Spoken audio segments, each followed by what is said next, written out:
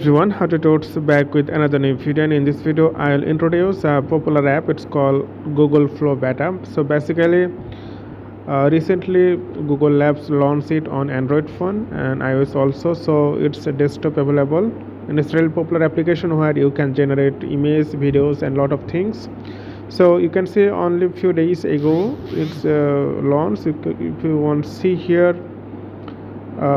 18 May 2026, 2 months ago it's launched, but they public it few days ago. You can see here 4.7 ratings, 9K reviews, and 20 megabyte size of the app, and you can see more than 5 billion people already use this app. So if you see here the main feature, if you already use it on desktop version, then you can know there is a project, or you can see here something.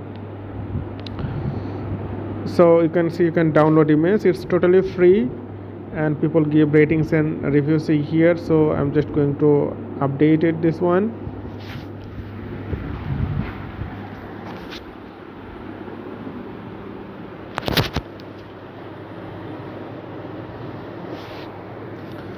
So wait a second, and it's updating now. Then you can see here the main feature about this app, from capture to creation, your creative studio, and lot of feature available here. If you read the articles, read the reviews, you can read here. So it's then simply open your app, then you can see here Google Beta. So edit videos, edit photos, animated photo, take video, take a photo, so many things here. So simply tap here new button. So you can see here, if you tap new button, then you can see two options here. Image, simply click image, and you can see here this is image version, this is video version. So in video version you can create image free, but if you want to create videos, then you need credits, because OmniFlash it's not available. Veo 3.1 quality.